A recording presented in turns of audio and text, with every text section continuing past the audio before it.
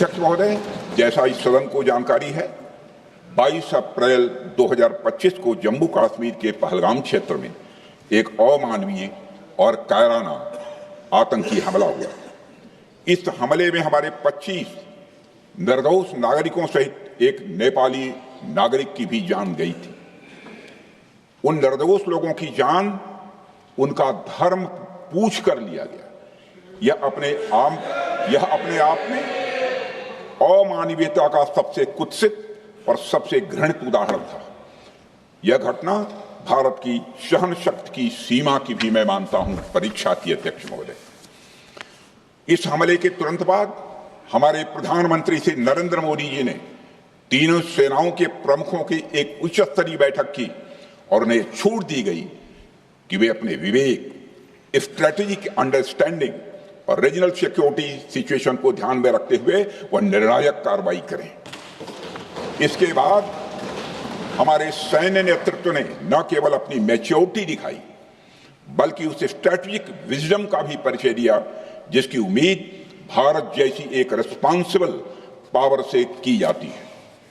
अध्यक्ष महोदय, ऑपरेशन सिंदूर को अंजाम देने से पहले हमारी सेनाओं ने हर पहलू का बहुत ही गहराई के साथ अध्ययन किया।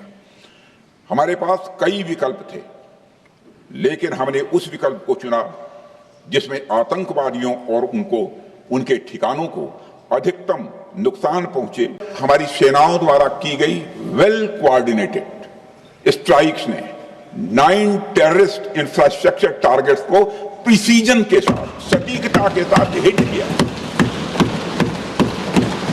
और इस सैन्य कार्रवाई में एक अनुमान के अनुसार 100 से अधिक आतंकवादी, मैं बहुत संभल कर बोल रहा हूं अध्यक्ष महोदय, हमारी फिगर गलत ना होने पाए, फिगर इससे बहुत अधिक है। 100 से अधिक आतंकवादी, उनके ट्रेनर, उनके प्रशिक्षक, उनके हैंडलर लश्कर-ए तोयबा और हिजबुल मुजाहिदीन जैसे आतंकवादी संगठनों से संबंधित थे।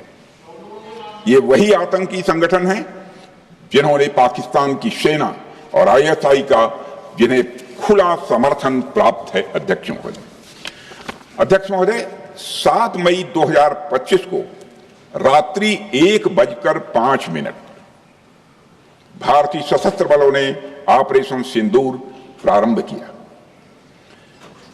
जिसमें पाकिस्तान और पाक ऑक्युपाइड कश्मीर में भारत के खिलाफ आतंकी गतिविधियों से जुड़े 9 स्थानों को निशाना बनाया गया।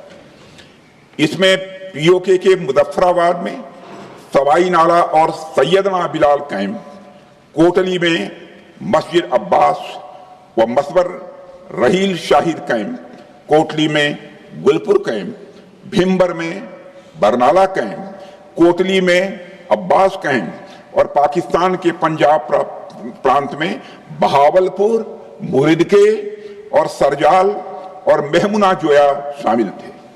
इनमें से 7 आतंकी शिविरों को भारतीय सेना ने पूरी तरह से नष्ट कर दिया।